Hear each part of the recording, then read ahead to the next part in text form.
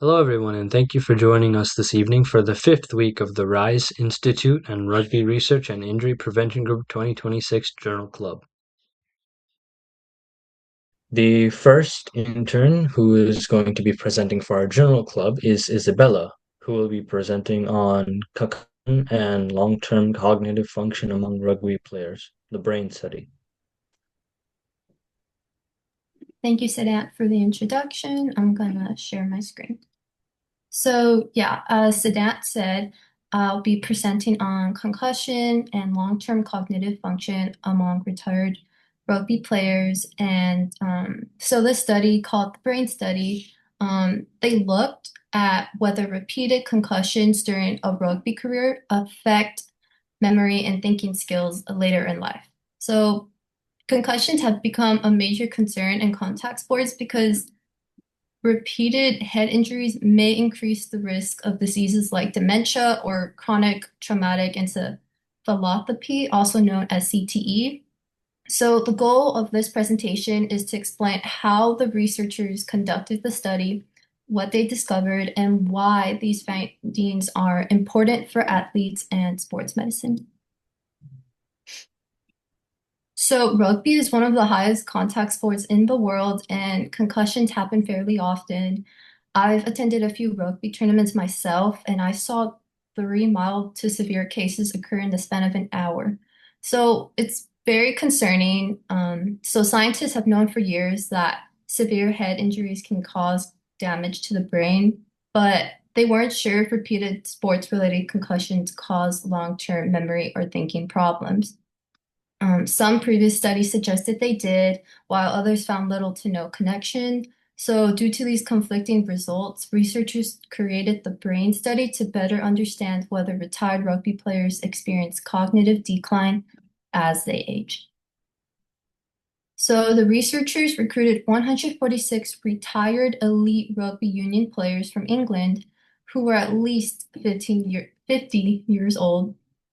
Each participant completed detailed questionnaires about the rugby career, medical history, and number of concussions, and the researchers used a specialized questionnaire called the BrainQ to improve the accuracy of concussion recall.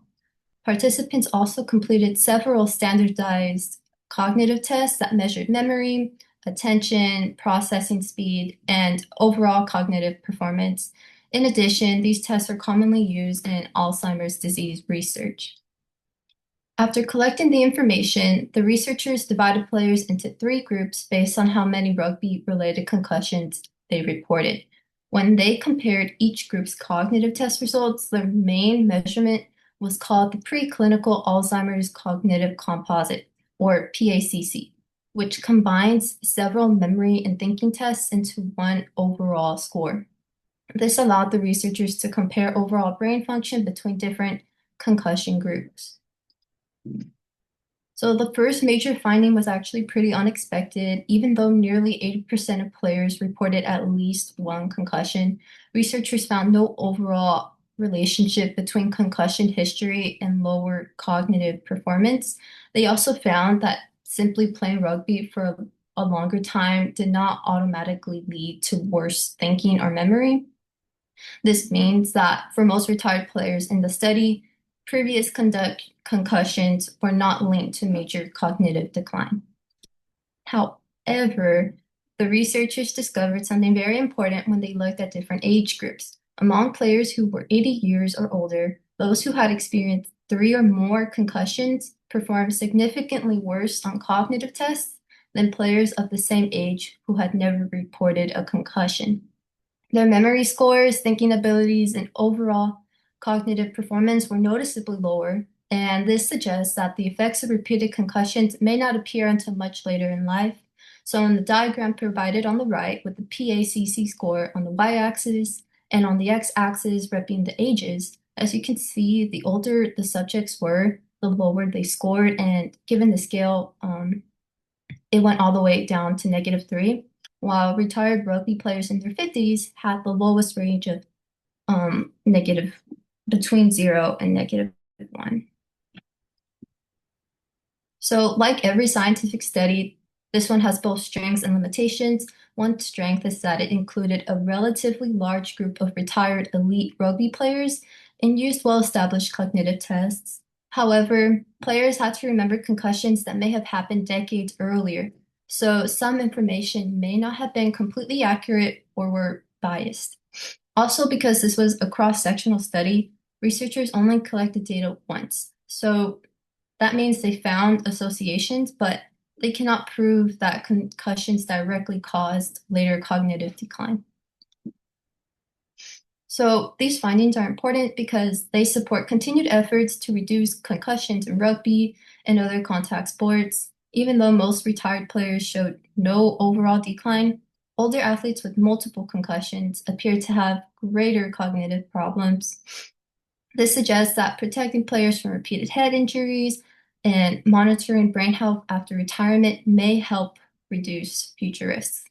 The study also shows that more long-term research is needed to understand exactly how concussions affect the aging brain.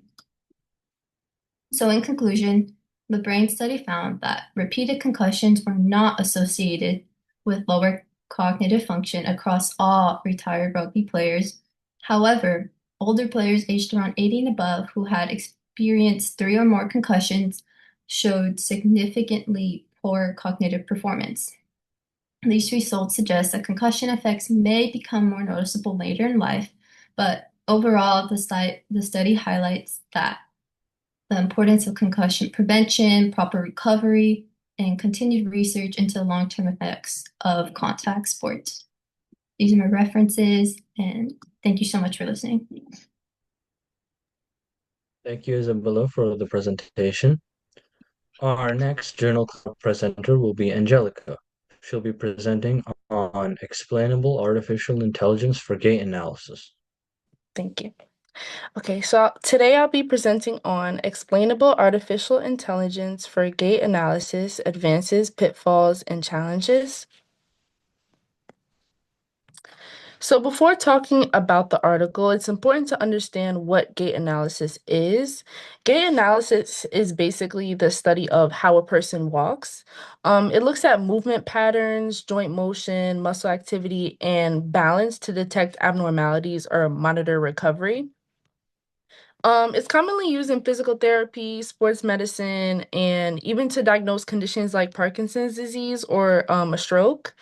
In recent years, artificial intelligence, also known as AI, has become a powerful tool for analyzing this, and because it can identify patterns such as faster than humans.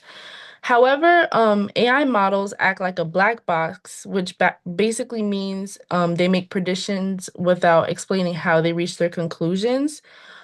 This lack of transparency can make clinicians hesitant to trust AI, which is understandable. So, explainable artificial intelligence, or XAI, addresses this problem by making AI decisions more understandable.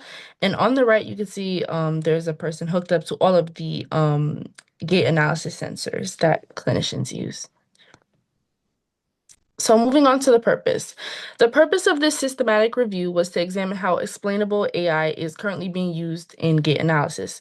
The authors wanted to evaluate different explainability methods researchers are using, identify strengths and weaknesses of the current approaches, and basically discuss what improvements are needed before XAI can be widely adopted in clinical practices. In terms of the methods, the authors conducted a systematic review by searching multiple scientific databases for studies involving both gait analysis and explainable AI. They selected studies that used machine learning or deep learning models together with explainability techniques. The researchers then compared the AI algorithms, explainability methods, data sets, and outcomes reported across all of the studies. For the results, the review found that most studies use machine learning or deep learning to classify gait patterns or detect diseases. Common explainability methods included SHAPE, LIME, GradCam, and feature important analysis. These techniques helped researchers understand which aspects of a person's gait influence the AI's predictions the most. Overall, the explainable AI improved model transparency while still maintaining good predictive accuracy overall. However, there was a lot of variation between studies, making it very difficult to directly compare the results.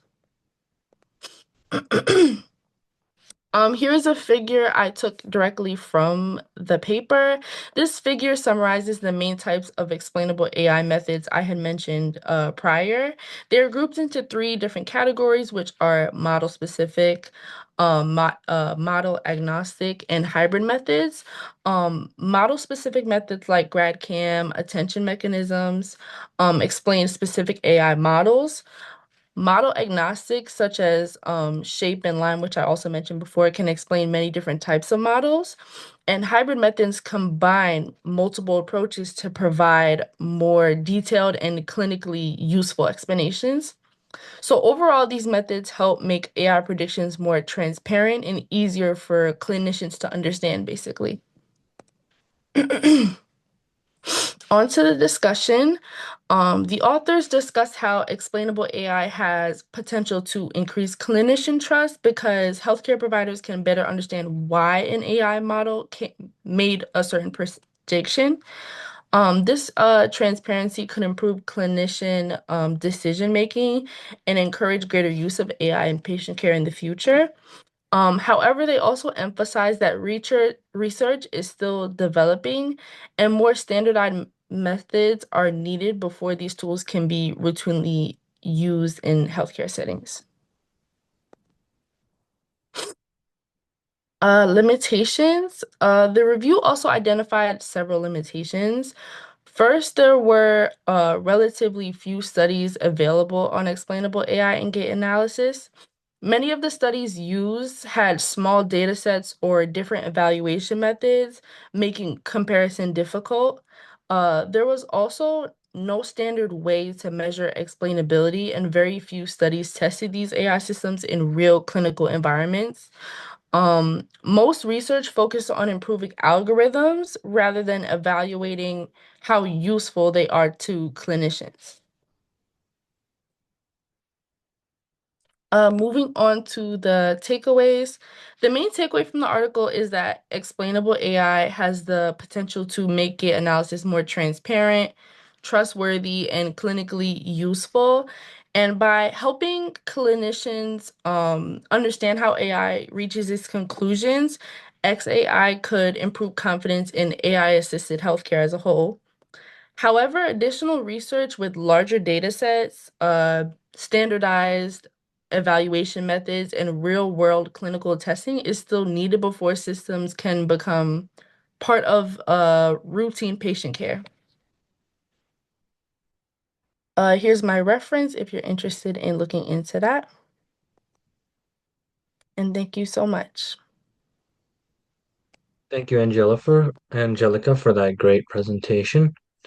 Our third intern for the Journal Club presentations is Brendan, who will be presenting on recommendations for use of extracorporeal shockwave therapy in sports medicine. Thank you, Sadat, for the introduction. Like Sadat said, I will be presenting on recommendation for the use of extracorporeal shockwave therapy in sports medicine, an international modified Delphi study by Reem Singh and colleagues in the British Journal of Sports Medicine in 2025. So a bit of background on extracorporeal shockwave therapy. It's used to treat musculoskeletal disorders. In 2020, 1.63 billion people experienced musculoskeletal disorders, and this term is a very general term. It includes conditions that affect bones, joints, muscles, and tissues, and some of them are like carpal tunnel arthritis. And extracorporeal shockwave therapy includes two that are mentioned in this study, focused shockwave therapy and radial shockwave therapy.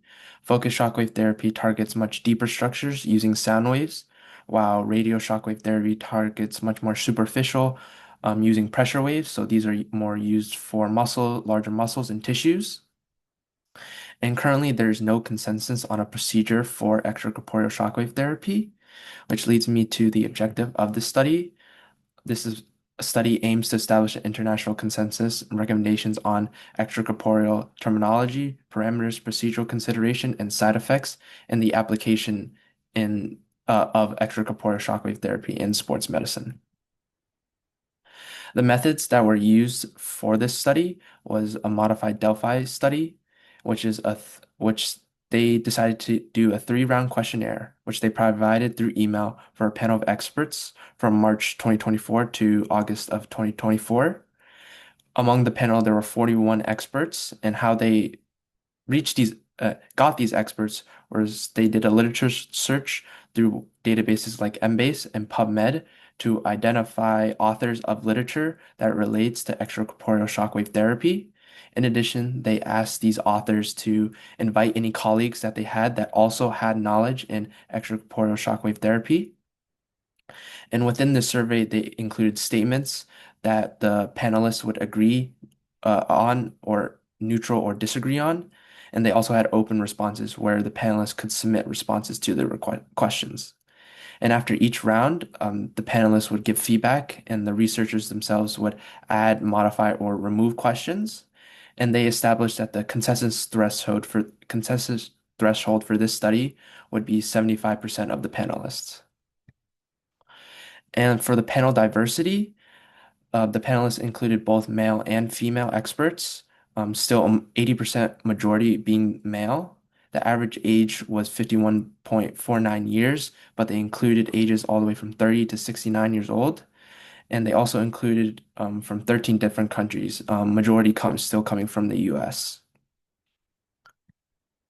And the results from the study was that there was a full consensus, which is in the dark green, that the mechanism behind shockwave therapy was cellular microtransduction, which are mechanical stimuli that lead to migration and proliferation and increased blood flow in that region that the shockwave is applied to. And there was also consensus on the terminology when it comes to focused shockwave therapy. They believe that focused shockwave therapy should be referred to as extracorporeal shockwave therapy, and that should not be considered high or low energy shockwaves, and that the radial shockwave therapy should be called pressure wave therapy or radial pressure wave therapy. In addition to those findings, they also found many injuries and conditions that they recommend the use of extracorporeal shockwaves. Those in the dark green, those who had full consensus, which are 100%.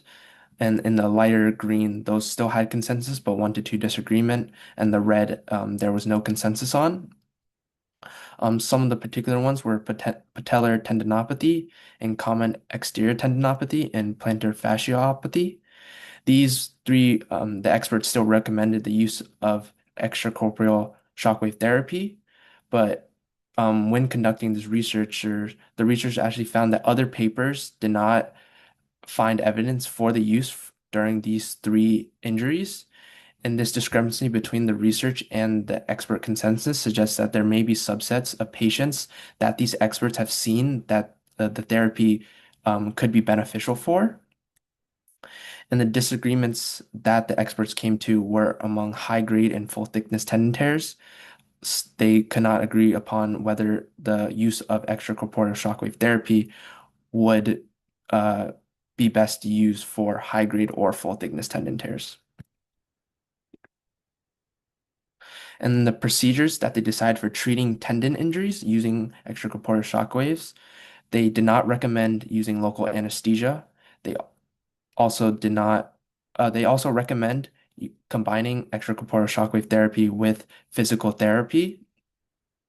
And they also came to the consensus to start at a low dose and then increase over 3 to 5 sessions and increasing the dose of energy.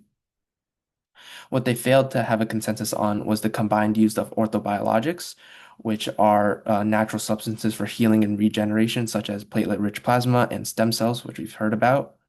And they also did not come to a consensus about the amount of injections and the amount of shocks that come with shockwave therapy. For the procedure for bones, there was similarities.